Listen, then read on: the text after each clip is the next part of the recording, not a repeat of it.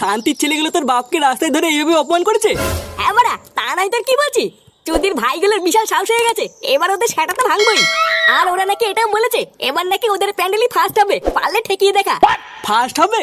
দাঁড়া, লেওরা ওদের হওয়াচ্ছি ফার্স্ট। চোদনা, তোরা সবাই রেডি হয়ে যা, আজকের থেকে চাঁদা কাটা শুরু করবো। ওদের বাল ওদের থেকেও বেশি কালেকশন করে ওদের দেখিয়ে দিতে হবে যে কাদের ঠাকুর ভালো হয়। কি বলছি কি পল্টুদা, আজকের থেকে চাঁদা কাটবে? হ্যাঁ, আজকের থেকে চাঁদা কাটবো। ওদের আগে গিয়ে সব বাড়ির থেকে চাঁদা তুলে নিতে হবে, তারপরে দেখবো ওরা কিভাবে পুজো করে। কিন্তু পল্টু, ওরা তো গ্রামের প্রতিটা বাড়িতে ভয় দেখিয়ে রেখেছে, কেউ কি আর আমাদের চাঁদা দেবে? লেওরা দেবে না মানে? চোদনাগুলো দেবে আর বাপ বাপ বলবে, আমি আছি না। তোরা শুধু চ একবার, তারপরে দেখছি কে দেয় আর কে দেয় না। হ্যাঁ, তোরা সবাই রেডি হয়ে যা, আজকে বিকেল থেকে চাঁদা কাটতে বেরোবো। ভোদা গ্রামের একটা বাড়িও ছাড়বি না, প্রতিটা বাড়ি থেকে চাঁদা তুলবি। তারপর লেওরা আমিও দেখছি ওরা কিভাবে পুজো করে ফার্স্ট হয়। ব্যাস, চাঁদা ছাপানো হয়ে গেছে। এবার এই চাঁদা দিয়ে এই লাখ লাখ টাকা তুলে নেবো আর ধুমধাম করে পুজো দেবো।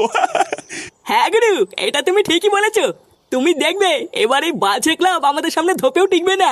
তা গুরু, কবে থেকে চাঁদা তুলবো আমরা? কবে থেকে কি বলছিস না চোদ না, আমরা আজকে থেকেই তুলবো। ওই বালছেড়ে ক্লাব পাড়ায় গিয়ে চাঁদা তুলে নেওয়ার আগে আমাদেরকে তুলে নিতে হবে। তা চাঁদা যখন আমাদের হাতে একবার চলে এসছে, তখন আজ বিকাল থেকেই শুরু করে দেবো, কি বলিস? আচ্ছা গুরু, তুমি যা বলবা তাই হবে। আর হ্যাঁ শোন, হাতে করে একটা বাঁশ নিয়ে রাখবি। এই সেগো মেরেছে। কেন গুরু, বাস নেবো কেন?